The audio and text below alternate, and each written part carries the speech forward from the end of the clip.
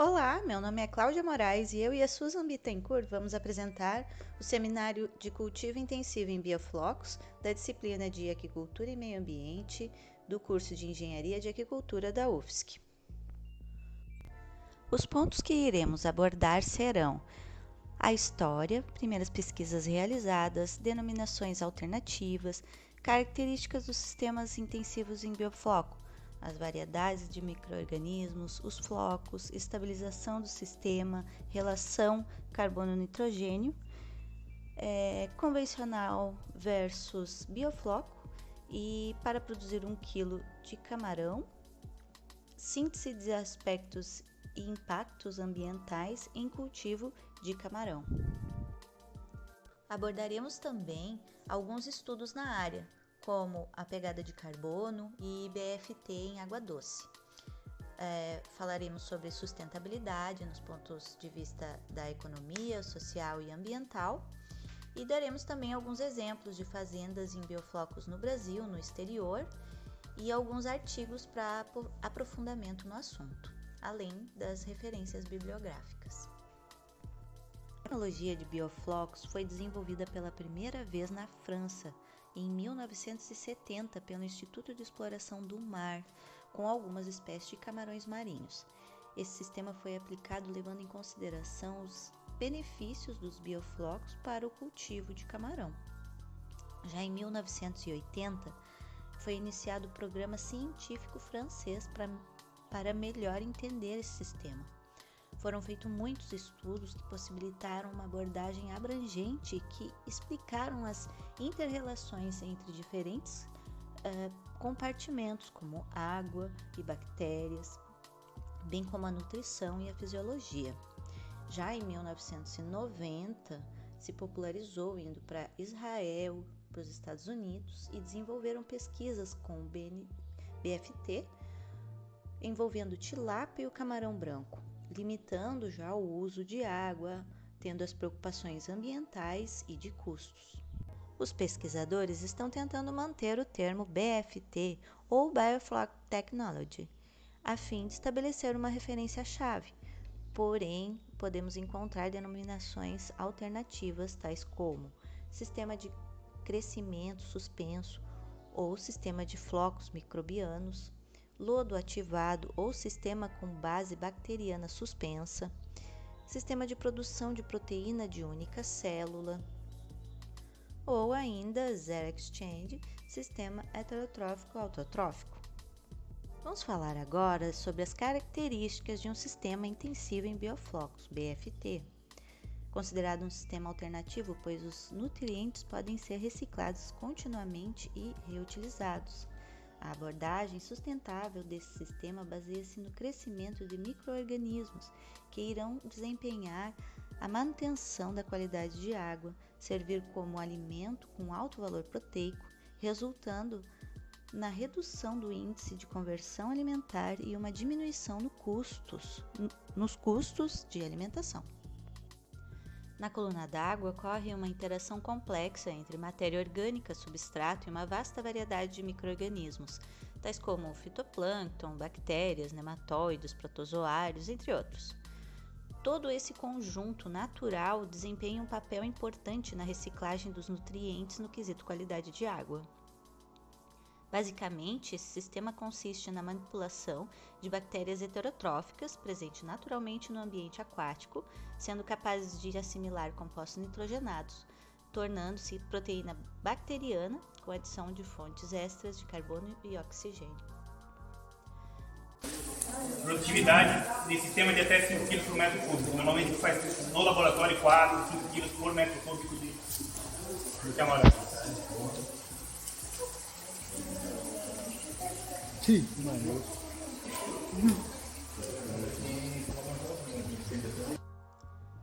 Os flocos são ricos em proteínas e lipídios, e os micro-organismos presentes desenvolvem papel essencial na nutrição dos organismos aquáticos cultivados.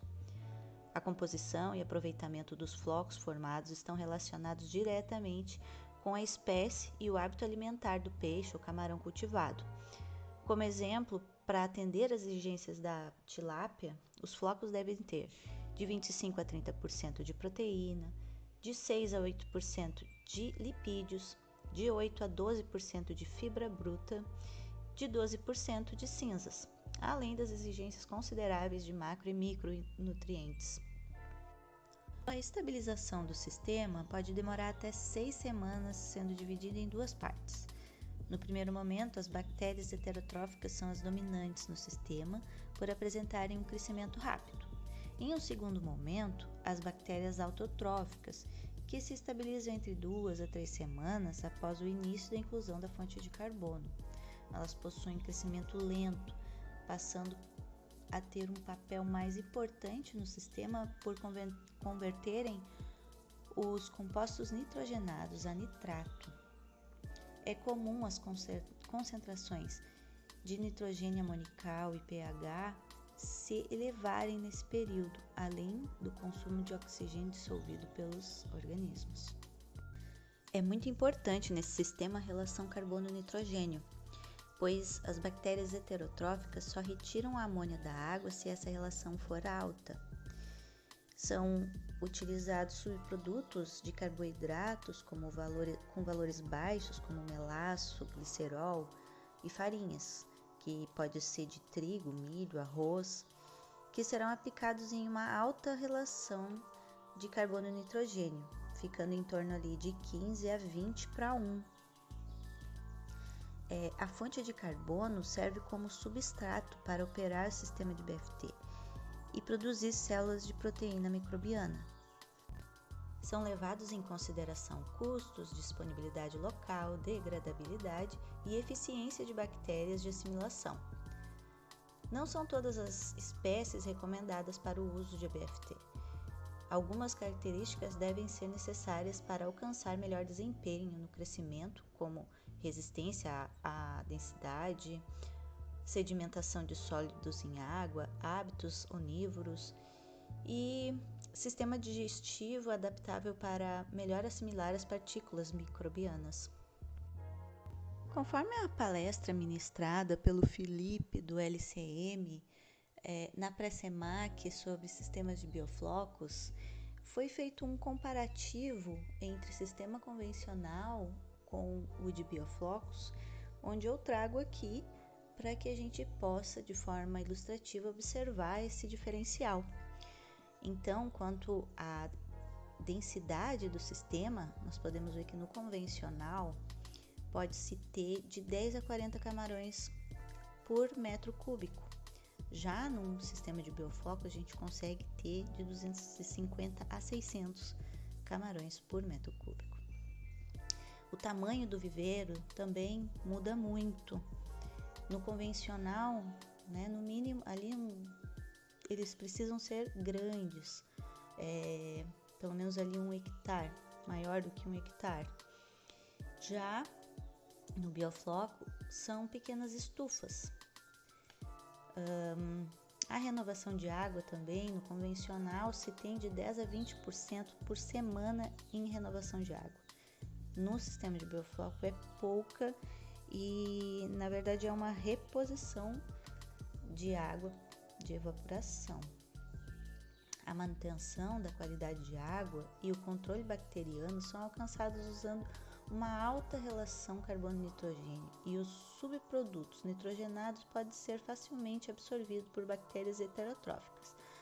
A alta concentração de carbono é necessária para garantir o melhor crescimento das bactérias heterotróficas, usando energia para manutenção, respiração, alimentação, movimentação, digestão, mas também para o crescimento e para produzir novas células.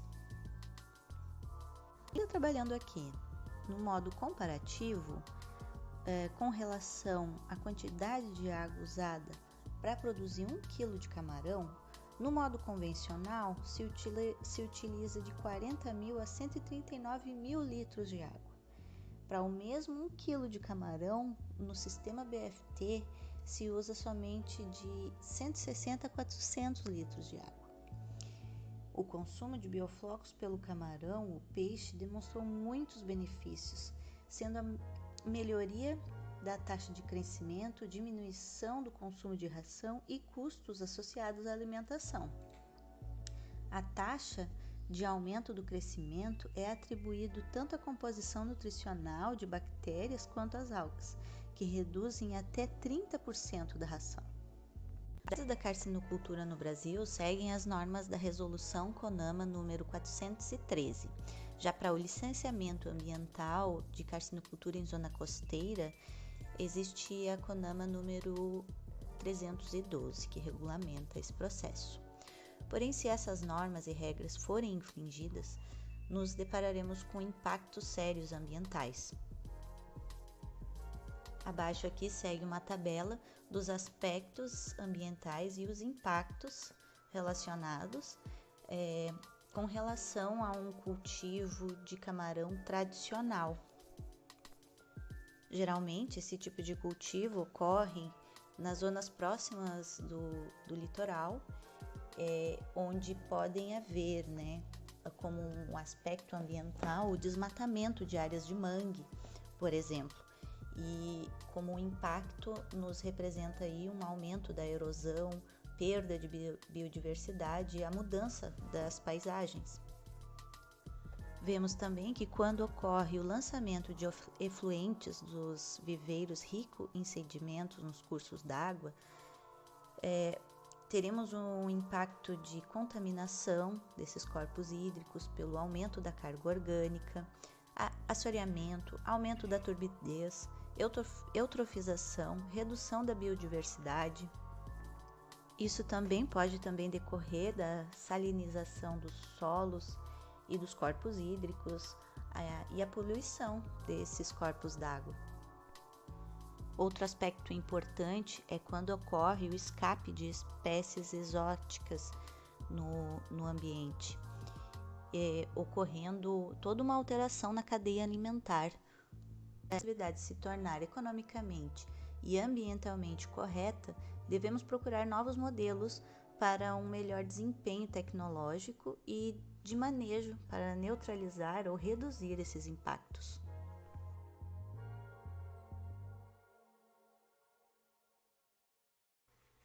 De acordo com um estudo da pegada de carbono do camarão marinho em cultivo superintensivo, é de grande importância levar em consideração a análise dos impactos ambientais gerados sobre outros aspectos, como a emissão de gases de efeito estufa ao longo do ciclo de vida do cultivo em bioflocos.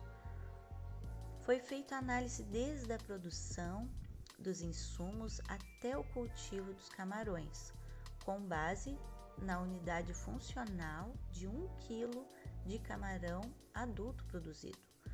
Foi utilizado o método IPCC, de metodologia de estimativa de emissões de gases, para avaliação de impactos.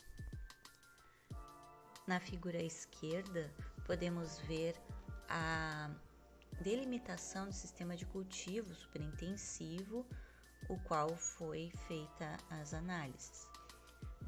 Na tabelinha abaixo,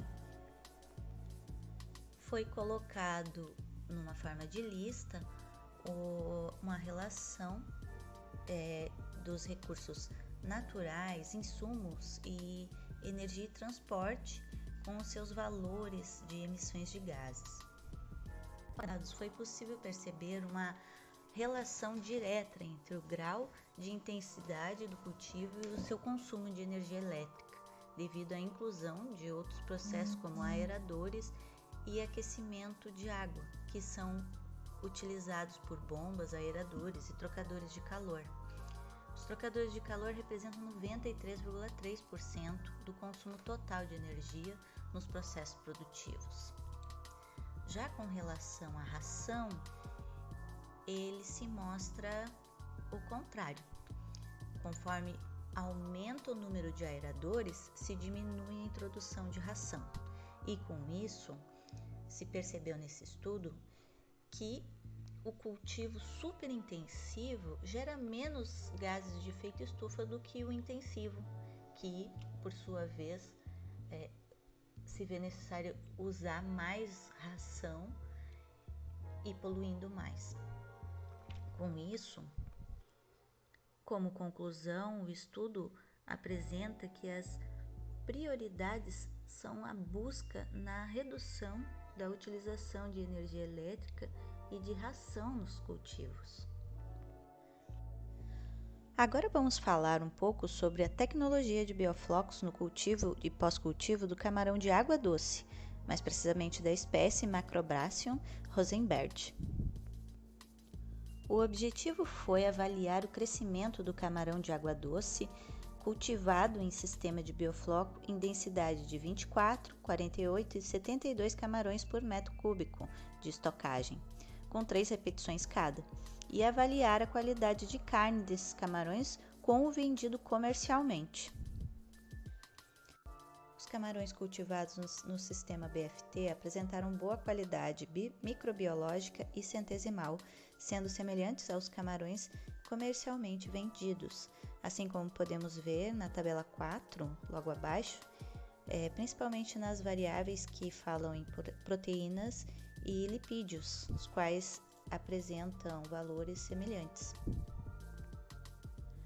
Além disso, os camarões cultivados nesse sistema apresentam boa aceitação no aspecto de cor, odor e aparência global, comparáveis também aos sistemas comercialmente vendidos, assim como a gente pode ver na tabela 3, onde aparecem os valores de comparação, que também são semelhantes. A pesquisa conclui que a densidade ideal para esse sistema seria de 48 camarões por metro cúbico, por apresentar melhor equilíbrio entre todas as variáveis, obtendo melhor desempenho zootécnico.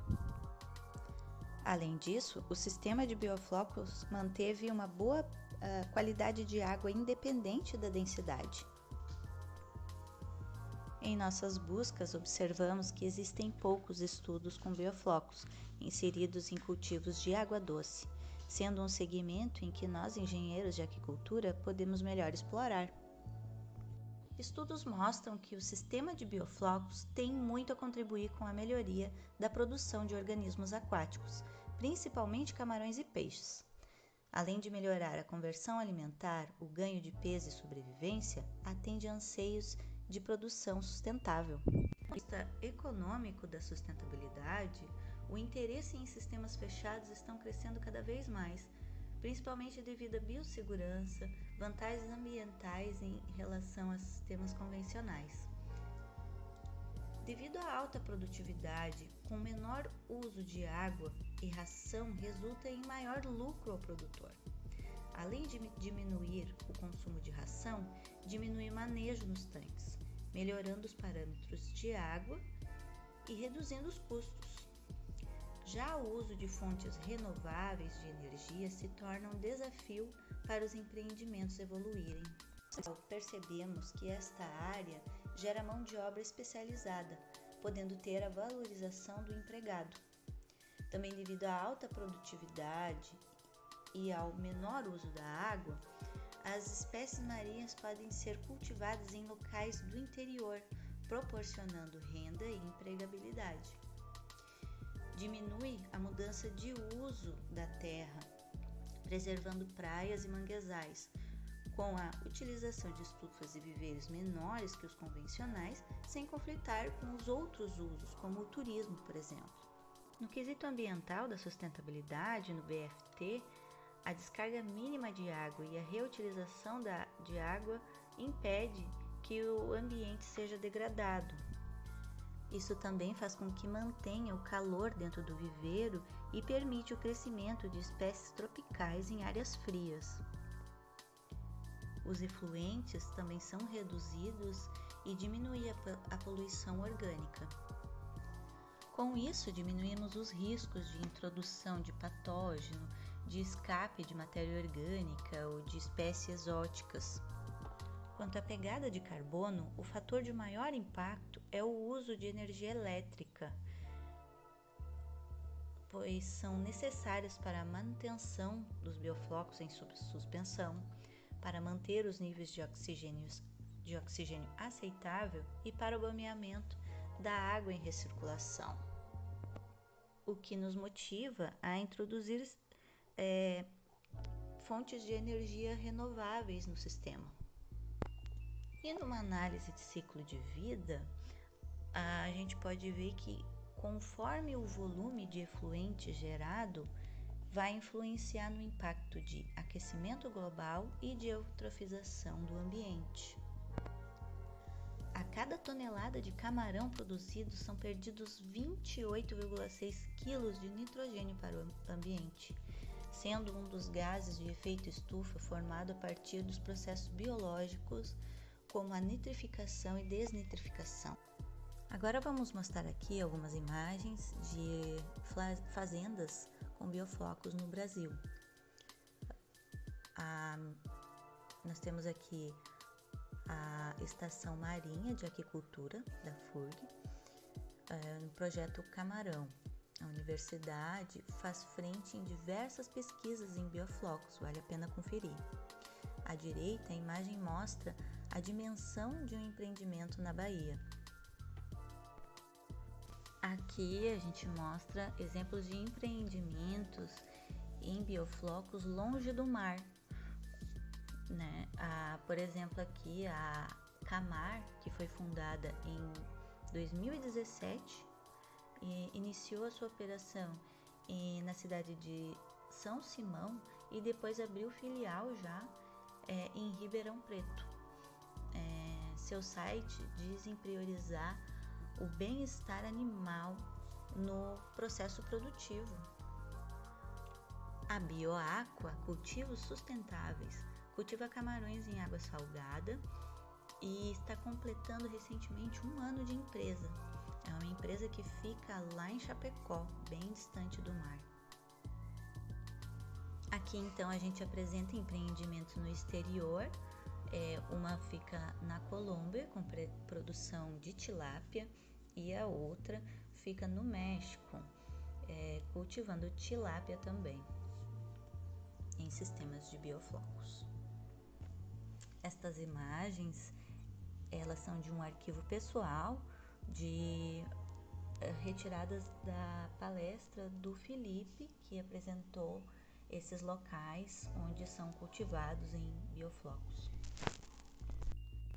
Bom, aqui nós vamos deixar então alguns papers de pesquisas que são realizadas aqui na nossa universidade e que também foram retiradas da palestra do Felipe, né? Busquei do meu arquivo pessoal para colocar aqui nos slides, e quem tiver interesse em se aprofundar no assunto aqui de bioflocos, tira um print da tela aqui para achar essas pesquisas, que eu acredito que seja interessante para quem tiver interesse.